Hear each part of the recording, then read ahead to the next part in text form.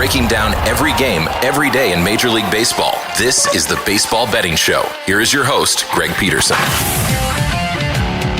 A warm and friendly hello. Welcome to lovely Las Vegas for the Baseball Betting Show with myself, Greg Peterson, now part of the Beast Family Podcast, and we've got a great podcast for you, and we're going to keep this one a little bit more brief since we obviously don't have any action to recap since the last games that we saw in Major League Baseball were on Sunday, and apologize for taking a little bit of a break the last 2 days. I just didn't want to give you guys the same podcast 3 straight days. I wanted to give you guys something that was actually fresh, and now that we know that it is going to be indeed Aaron Nola in Game 1 of the World Series, I am now able to give you something a little bit fresh, and we're going to have a fresh 2-part podcast, as here in segment number 1, in a minute or two, I'm going to be joined by Minty Bets. Does absolutely amazing work over at Yahoo Sportsbook. She also does work with MSG Networks and UFC. For those that are a fan of the fight game, she is going to be joining me. We're going to be breaking down the angles of the World Series. She's a little bit heavier on the Phillies than me. I'm a little bit more of an Astros guy when it comes to this World Series, so you're going to be able to get both angles on that front, and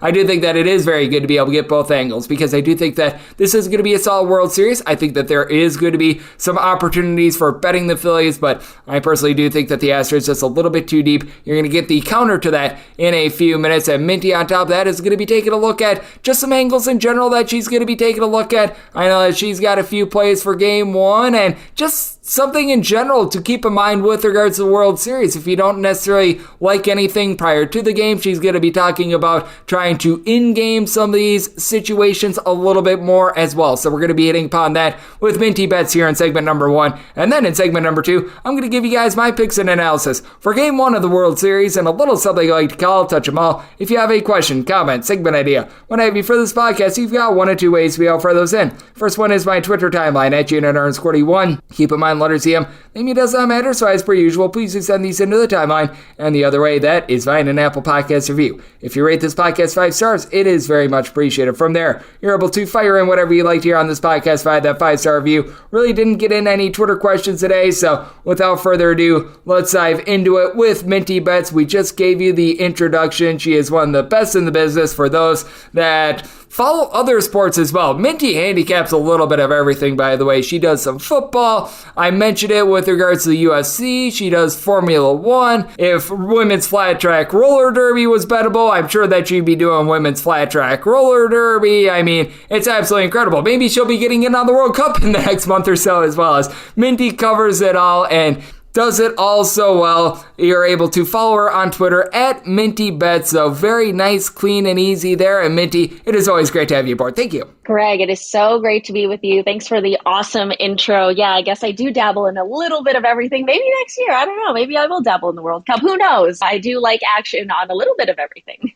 Yep, I still wish that they would list bowling up, because I used to do bowling in college and I always watch those tournaments and there's never a betting line for it, so that has me a little bit bummed out. And I tell you, I was a little bit bummed out that we had such a long break in between the series in the ALCS and the NLCS wrapping up until the World Series, but that's I do think that it's going to be a tremendous World Series, and when it comes down to it, do you think that there's a chance that the Phillies could be able to pull this off? Because the way that I do take a look at this World Series is that I certainly don't think it's going to be 4 or 5 games like we saw in the Championship League Series, but I do, in the end, think that the Astros just have a little bit too much firepower. I think that it's a little bit of an uphill battle for the Phillies due to the depth itself, especially in the pitching staff of the Astros versus the Philadelphia Phillies. But I want to get your thoughts, because I do think that it's a relatively fascinating World Series where the Phillies have a chance to be able to pick off a few games. This is a very fascinating World Series. I mean, it's going to be really tough because the Astros have been here before. They got the better pitching, like you mentioned. In Game 1, they have the home field advantage, and their offense has been pretty consistent all season long. Meanwhile, the Phillies have been on a hot streak, beating the Braves and then the Padres, which are two very good teams. I obviously want the Phillies to win this one, not because the Astros are in the same division as my LA Angels, but because I like rooting for the underdog. And I got to cheer for Vegas hometown hero Bryce Harper. You and I both live in Las Vegas, and he's kind of a big deal here in Vegas. He's been such a dominant player year after year, and he truly helped take this team to where they are now. But man, it is really hard. I do, though, find value in betting on the Phillies here. And I think, honestly, this might be just my bias talking a little bit, but I do like the Phillies to win this one. I'm very hopeful.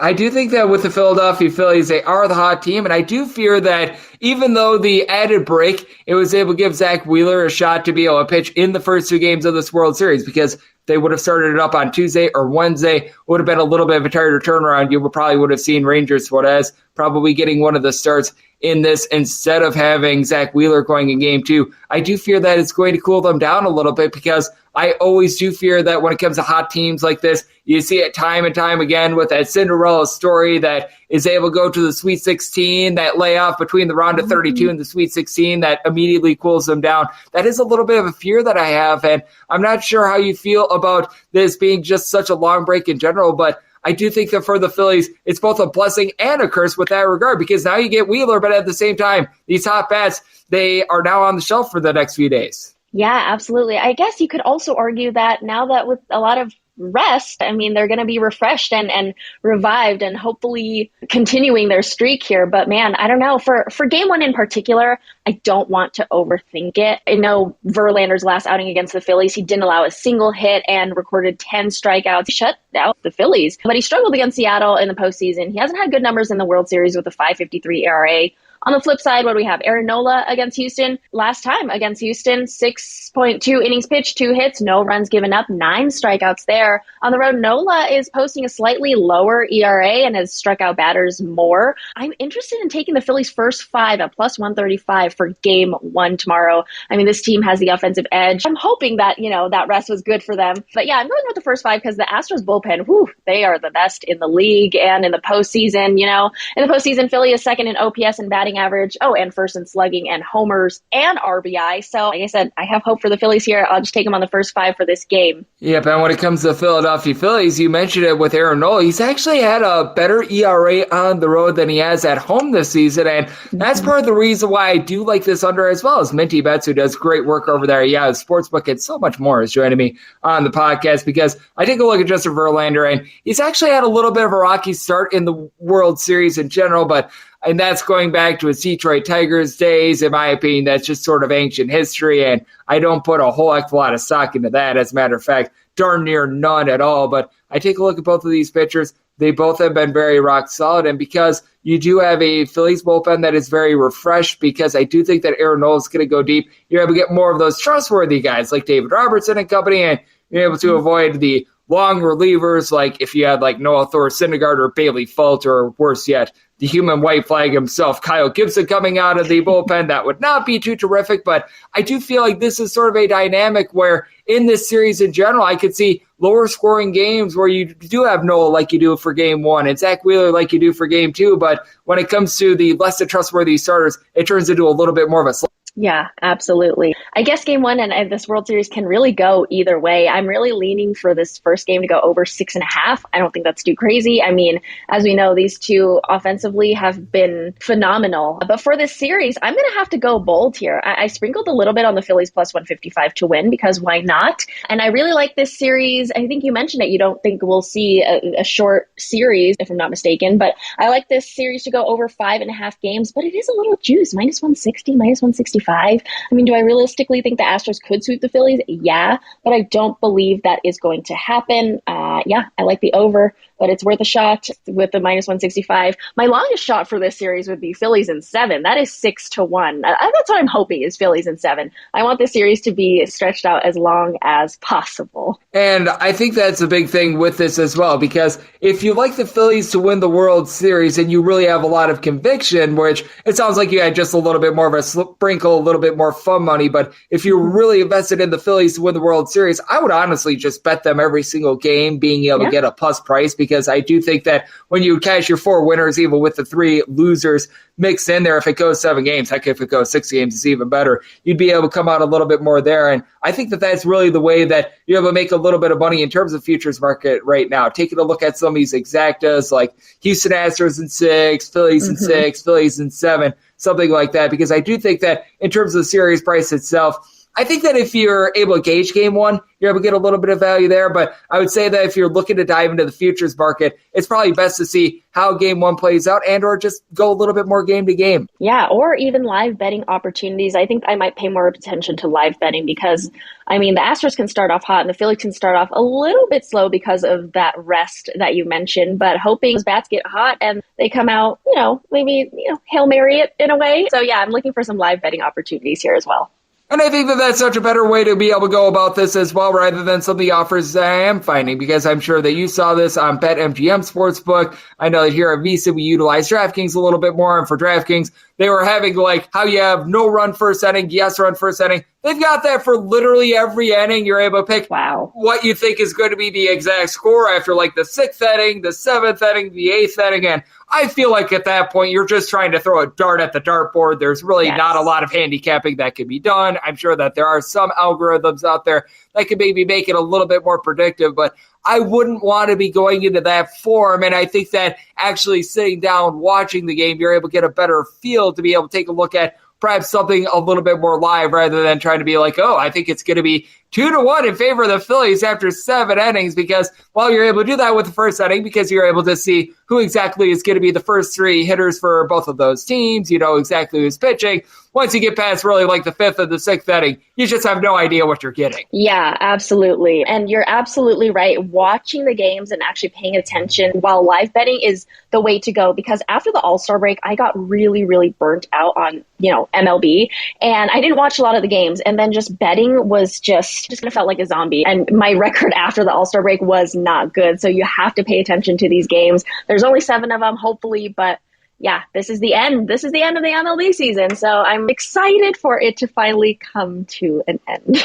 Yeah, I do think that it's going to be a good World Series. And hey, when it comes to 2023 as well, we shall see what happens there, because I know that the hot stove, that is going to be very, very lively. And just overall for this game, it sounds like you're on the over, and you lean a little bit more towards the Astros in game one or a little bit more towards the Phillies, because I felt like you like the Astros a little bit, but I do think that minus 160 is a little bit hefty as well. Yeah, I'm very confused who I want in game one. That's why I'm just going first 5. Let's get it over with Phillies first 5. And yeah, for it to go over, I am leaning with the Phillies for this entire series, and maybe game one. Why not? Let me just go heavy on the Phillies here. Hey, I don't blame you there, because I do think that if you like the Astros, which I think the Astros get the job done in game one, if you're looking for a way to reduce the juice, maybe take a look at like Justin Verlander over 17.5 outs, more like a minus 115 to a minus 120 rather than laying a minus 160, because those two very much correlate one another. I think that that's a good way to reduce the juice there, and I think that we're going to have a lot of games in this series that you're going to be trying to find ways to be able to reduce that juice as well if you do like the Houston Astros. But something that we love on this podcast is having you aboard, Minty. You always do amazing work with everything that you do. You do baseball, you do football, you do Formula One, you do UFC. At some point, I'm sure that you're going to be doing, like I said, something very, very wacky, and it's always tremendous. And I mentioned it as well. Minty Bets is going to be becoming Minty Nets soon as well. So let the good people at home know they're able to follow you on social media and everything they've got going on in general. Yeah, absolutely. Follow me on Twitter at Minty Bets, and you can follow my TikTok as well. I'm not super active on there, but that's also at Minty Bets. And follow my work at Yahoo Sportsbook. You guys can also find me on the MSG networks every Monday at 5 p.m. Eastern, every Saturday on Angels Radio at 8 a.m. Pacific, and on UFC Fight Pass for every pay-per-view fight, which airs live Thursdays, but that's on UFC Fight Pass throughout the weekend for the pay-per-view fights. So yeah, find me in a lot of places. And you mentioned Angels Network as well. Let's hope that they're able to keep things together and actually get some pitching this offseason. I know, a novel concept. Yeah. Thanks for opening that wound there, Greg.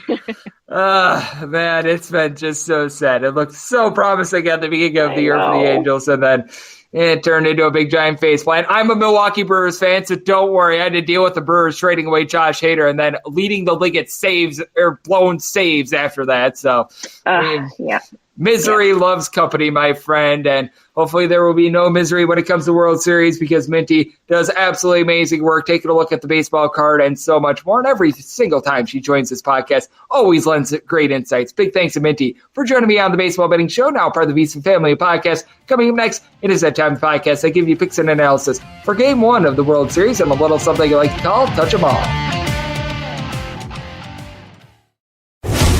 breaking down every game, every day in Major League Baseball. This is the Baseball Betting Show. Here is your host, Greg Peterson. And we're back here in lovely Las Vegas for the Baseball Betting Show with myself, Greg Peterson, now part of the VSiN Family Podcast. It is always great to get Minty Bets aboard. She does amazing work over there at Yahoo Sports, taking a look at the great game of baseball, but on top of that, taking a look at a little bit of hockey for those of you that are fans of Formula One. She's got you covered there. She's got you covered on football as well. And every time she joins this podcast, always delivers great insight. So big thanks to her for joining me in the last segment. And now it is that time of the podcast. I give you picks and analysis for Game 1 of the World Series as we touch them all. If a game is listed on the betting board, Greg has a side and a total on it, so it is time to touch them all. Do note that as per usual, any changes that are made to these plays will be listed up on my Twitter feed at UNR_D1.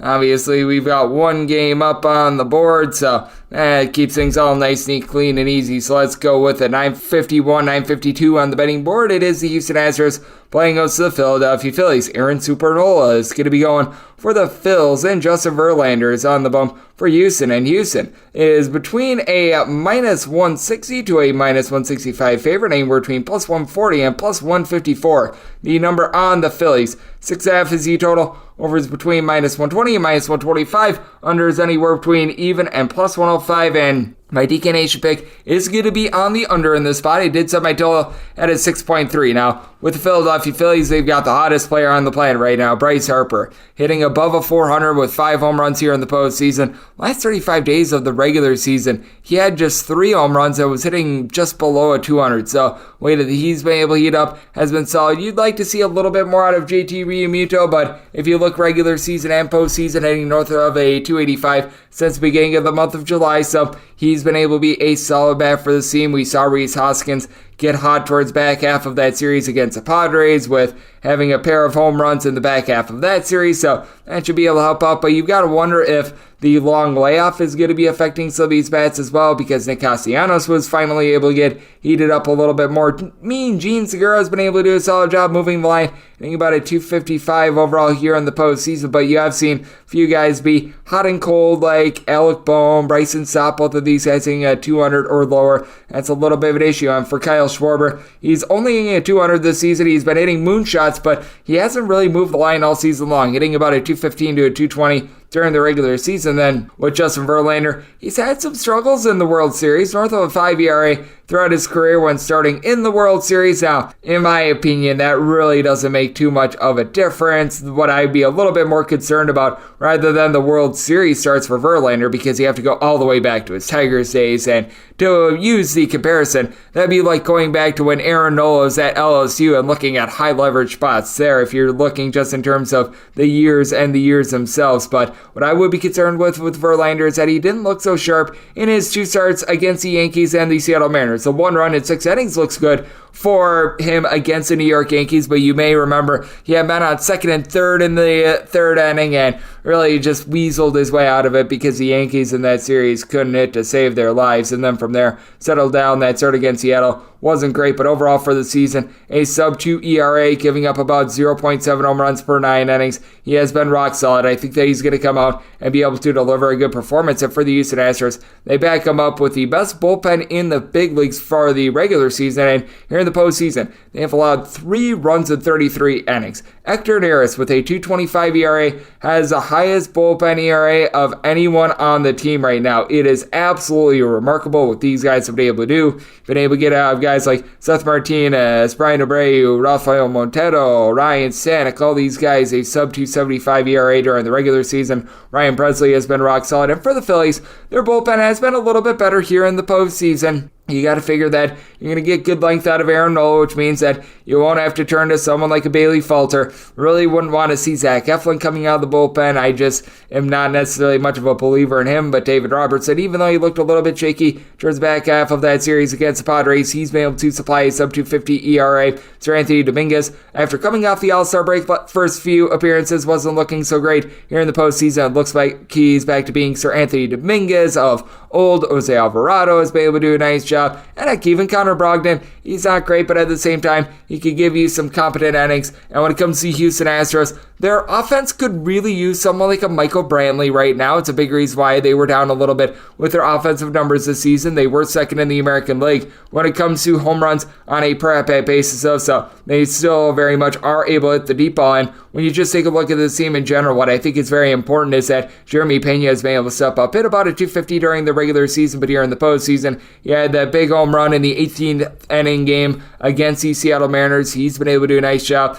On top of that, Jose Altuve started out 0 of 25. He's now 3 of his last 7. I've got a feeling that he's going to hit well above a 100 here in this series. Alex Bregman had that nice home run against the Yankees overall for the season, about a 365 on base for him. Yordan Alvarez was a little bit cold in that series against the Yankees, but showed his might against Seattle. I think that he's going to be able to do so here, but I do think that Aaron Nola is going to be able to lend a good start. Last time he faced off against the Astros was actually this month. That was the game that the Phillies needed in order to be able to make it into the postseason. 6 2/3 innings scoreless. I believe he punched out 9 in that one, and for Aaron Nola, 1 run or fewer allowed in 10 out of his last 15 road starts, regular season or postseason. I think that he's going to sling it here. I do think that Verlander is going to be able to do so as well.